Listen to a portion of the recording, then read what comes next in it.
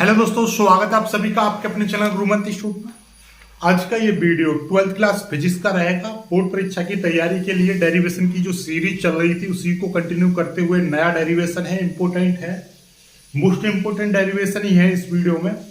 तो आज की इस वीडियो में हम बात करेंगे समतल लंबी धारावाही परिनालिका का स्वयं प्रेरकत्व। लंबी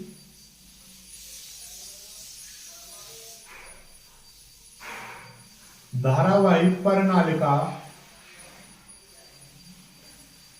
का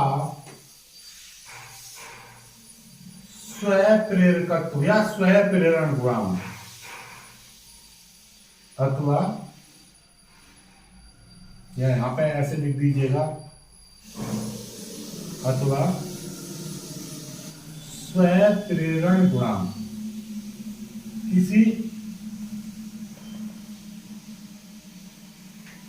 लंबी धारावाही परिनालिका का स्वयं प्रेरण गुणांक। ओके, अब ये स्वयं प्रेरण गुणांक तभी निकलेगा जब आपको स्वयं प्रेरण पता हो।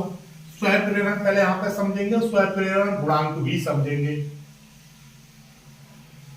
स्वयं प्रेरण होता क्या है? स्वयं इज सेल्फ, यानी कि स्वतः, स्वयं। प्रेरण यानी इंडक्शन। प्रेरण देखिए होता क्या है कि आप ऐसा समझिएगा कि ये एक कुंडली है।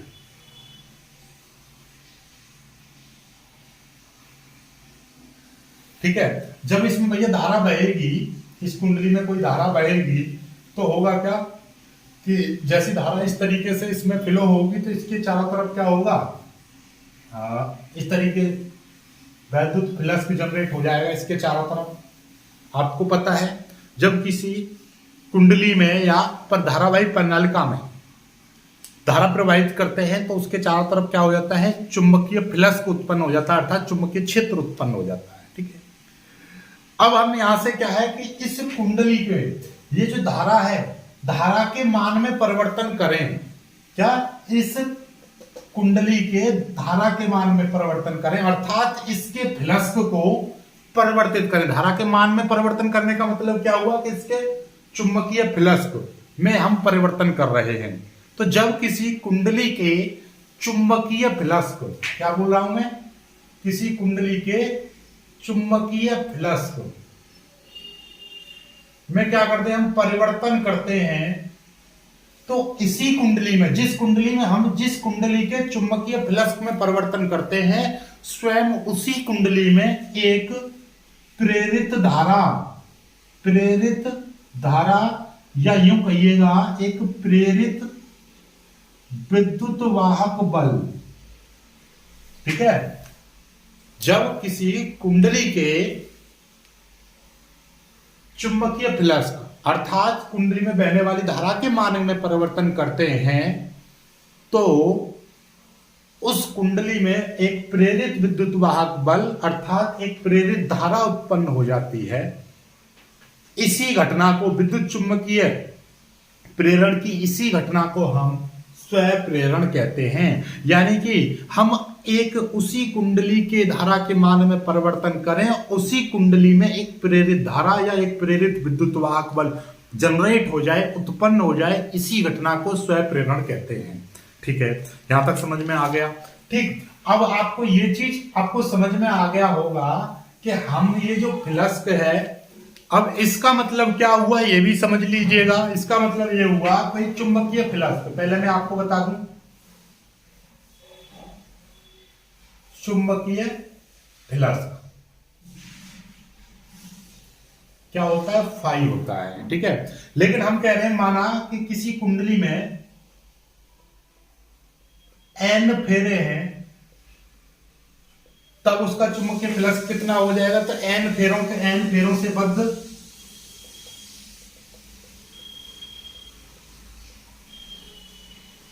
चुंबकीय फ्लक्स कितना हो जाएगा, n फाई हो जाएगा। यानी कि एक फेरे का चुंबकीय फ्लक्स फाई है तो n फेरों का चुंबकीय फ्लक्स कितना हो जाएगा, n फाई हो जाएगा। इतना आपको समझ में आ गया। ये चुंबकीय फ्लक्स यानी किसी कुंडली में ये जो चुंबकीय फ्लक्स है ये किसके कारण उत्पन्न होता है? इस धारा के कारण। ऐसे बना दो, आपकी इच्छा है, ठीक है। ये धारा कितनी बह रही है, तो ये जो चुंबकीय फ्लक्स है ये किस बात पर निर्भर करेगा? इस कुंडली में बहने वाली धारा पर। जितना ज्यादा धारा प्रबल होगी उतना ही ये चुंबकीय फ्लक्स ज्यादा होगा। ओके, जब इस चिन्ह को हम हटाते हैं, इस चिन्ह को जब हटाते हैं, बराबर और एक यहाँ पर नियतांक आता है, इस यहाँ पर नियतांक आएगा एल। यही जहां एल एक नियतांक है, एल एक नियतांक है जिसे कुंडली का स्वप्रेरण गुणांक अथवा स्वप्रेरकत्व कहते हैं। इसी को कहते हैं भाई स्वप्रेरण गुणांक या स्वप्रेरकत्व। किसको? इस एल को। समझ में आ गया बात? ठीक है। अब हमको इतना समझ में आ गया कि ये है भैया स्वप्रेरण गुणांक। अब यदि स्वप्रेरण गुणांक की परिभाषा बनाने लगे तो हमारा क्या हो जाएगा? स्वप्रेरण गुणांक की परिभाषा बनाएंगे तो सिंपल सी बात है, इस एल का आई का कर दें, हम क्या कर दें? एकांक कर दें। आई को एकांक कर दें तो एल बराबर क्या आ जाएगा? एन फाई आ जाएगा। एन फाई यानी कि ये चुंबकीय फ्लक्स है, ठीक है। तो इसका मतलब ये हुआ कि यदि किसी कुंडली में एकांक धारा प्रवाहित करने से उस कुंडली में जितना चुंबकीय फ्लक्स उत्पन्न होता है उसी वह उस कुंडली के स्वप्रेरण गुणांक के बराबर होता है। ये परिभाषा बन जाएगी। समझ में आई बात? नहीं आई भाई? ये एन फेरों से बद्ध चुंबकीय फ्लक्स है और ये एल क्या है?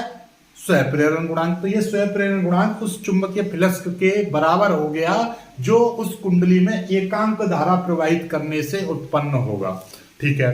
चलिएगा, ये स्वप्रेरण गुणांक का आपका मतलब जो है परिभाषित हो गया। अब ये स्वप्रेरण गुणांक की अच्छी परिभाषा चाहते हो तो आप नोट्स देख लीजिएगा। नोट्स का लिंक मैं डिस्क्रिप्शन में लगा दूंगा। फिलहाल आपको यहाँ तक समझ में आ गया, ये परिभाषा आपको समझ में आ गई होगी, ठीक है। अब हमारी तो बात चल रही है कि ये धारावाहिक कुंडली है, उसका स्वप्रेरण गुणांक हमको निकालना है। चलिएगा, कोई बात नहीं है, हम निकालते हैं। कैसे निकालेंगे भाई? अब हमारे पास में क्या है? हम कि एक समतल धारावाहिक कुंडली है, तो मान लें कि एक हमारे पास में क्या है? एक लंबी परिनालिका है, यानी कि माना एल लंबी परिनालिका जिसका अनुप्रस्थ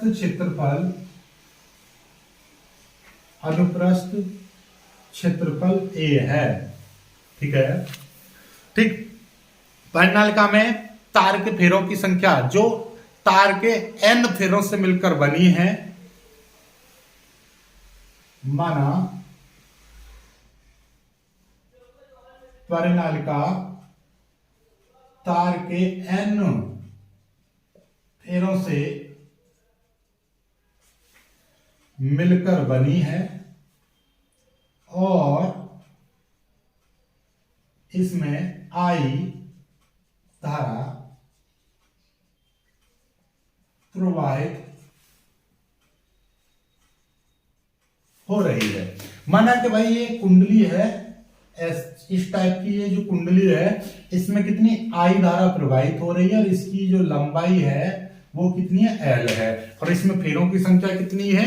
एन है, ठीक है। चलिएगा, अब हम बात करते हैं, अब की बात करेंगे कि भाई अब हमें इसका क्या चाहिए? स्वप्रेरण गुणांक चाहिए।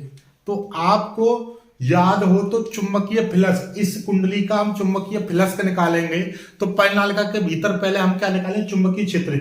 हमने पुराने वाले बहुत सारे डेरिवेशन किए हैं, किसी धारावाही परिनालिका के अंदर चुंबकीय क्षेत्र कितना होता है, तो वहां पे निकलेंगे